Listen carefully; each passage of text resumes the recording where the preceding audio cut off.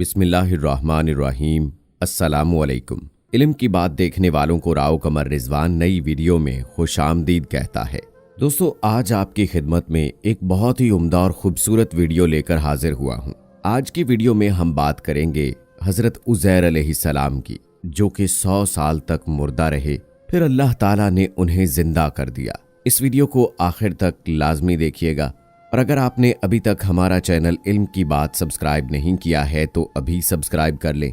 साथ में लगे बेल आइकॉन को ज़रूर प्रेस कीजिएगा ताकि लेटेस्ट अपलोड होने वाली हमारी वीडियोस का नोटिफिकेशन आपको बर वक्त मिलता रहे। दोस्तों, ये वाकया हजरत उज़ैर अलैहिस्सलाम का है, जो बनी इसराइल के एक नबी थे। जब बनी इसराइल की बदआमालियां बहुत ज्यादा बढ़ गईं तो उन पर अल्लाह की तरफ से ये अजाब आया कि बख्त नसर एक बाबली बादशाह ने एक बहुत बड़ी फौज के साथ बैतुल मकदस पर हमला कर दिया और शहर के 1 लाख बाशिंदों को कत्ल कर दिया और 1 लाख को मुल्क शाम में इधर उधर बखेर कर आबाद कर दिया और 1 लाख को गिरफ्तार करके लौंडी और गुलाम बना लिया। हजरत उज़ैर अलैहिस्सलाम भी उन्हीं कैदियों में थे।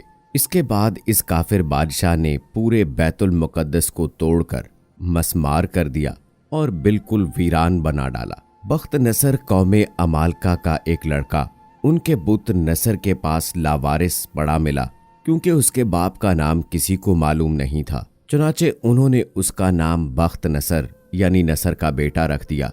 अल्लाह की शान के ये लड़का बड़ा होकर के रासफ बादशाह की तरफ से सल्तनत बाबुल पर गवर्नर बन गया। फिर ये दुनिया का खुद बहुत बड़ा बादशाह हो गया। कुछ अरसे के बाद जब हजरत उज़ैर अलैहिस्सलाम किसी तरह बख्त नसर की कैद से रिहा हुए तो एक गधे पर सवार होकर अपने शहर बैतुल मकदस में दाखिल हुए। अपने शहर की वीरानी और बर्बादी देखकर उनका दिल भर आया और वो रो पड़े। चारों तरफ चक्कर लगाया मगर उन्हें किसी इंसान की शक्ल तक नजर न आई।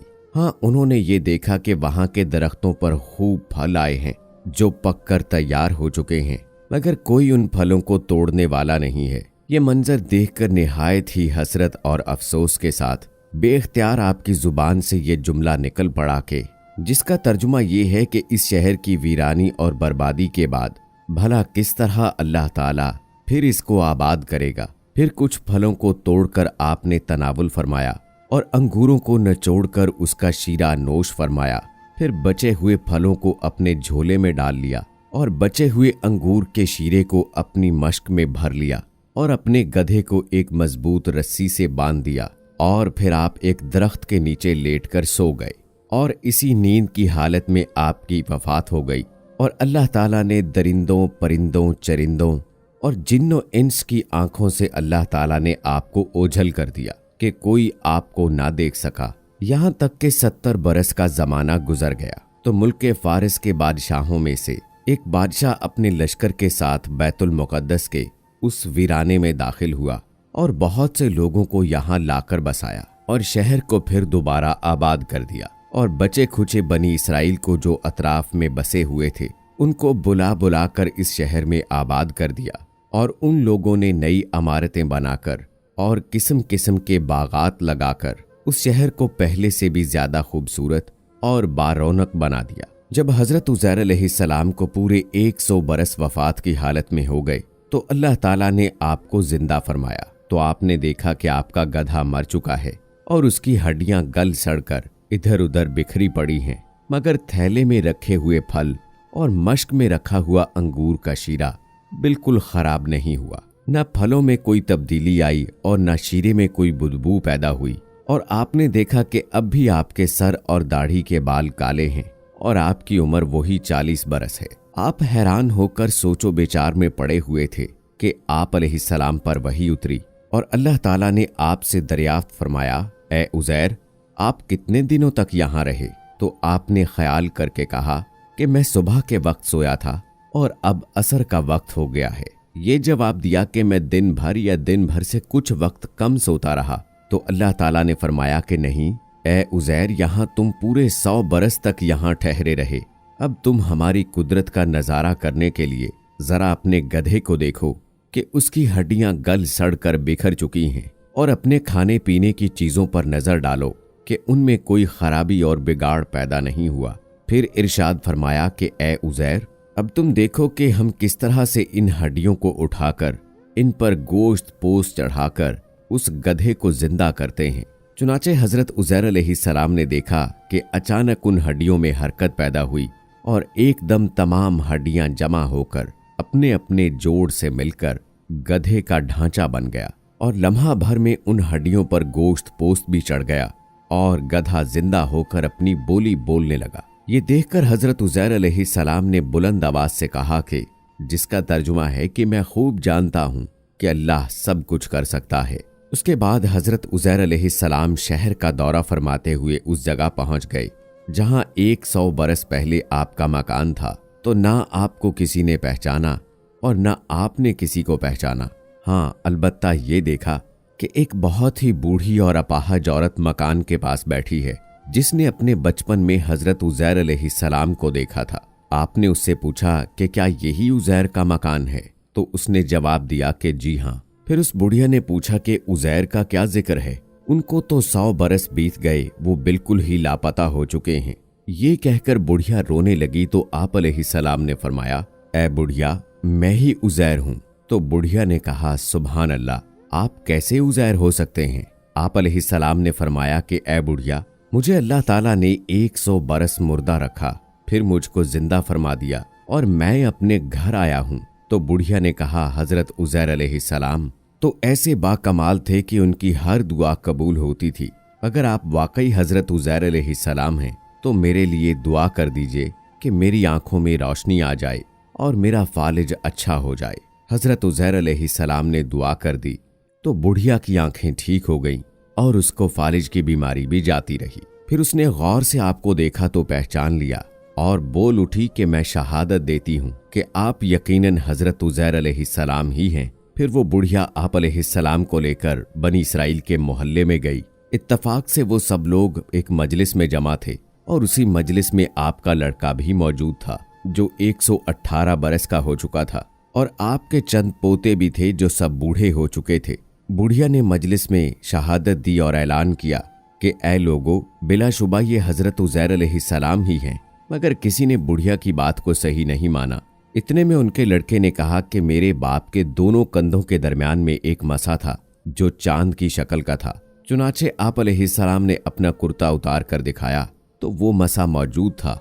फिर लोगों ने कहा कि हजरत उज़ैर अलैहिस्सलाम को तौरात तो जुबानी याद थी, अगर आप उज़ैर हैं तो तौरात जुबानी पढ़कर सुनाइए। आपने फौरन बिना किसी झिझक के पूरी तौरात पढ़कर सुना दी।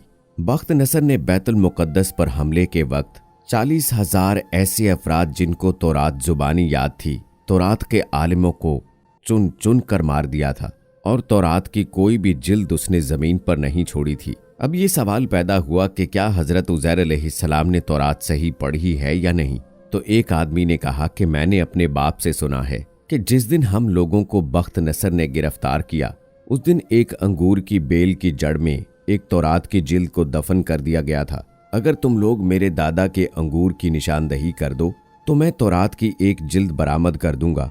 उस वक्त पता चल जाएगा कि हजरत उज़ैर अलैहिस्सलाम ने जो तौरात पढ़ी है वो सही है या नहीं। चुनाचे लोगों ने तलाश करके और जमीन खोदकर लोगों ने तौरात निकाल ली तो वो हर्फ बहरफ हजरत उज़ैर अलैहिस्सलाम की जुबानी याद की हुई तौरात के मुताबिक थी। ये अजीबो गरीब और हैरत अंगेज माजरा देखकर लोगों ने एक जुबान होकर ये कहना शुरू कर दिया कि बेशक हजरत उज़ैर यही हैं और यकीनन ये खुदा के बेटे हैं, नाउज़ुबिल्लाह।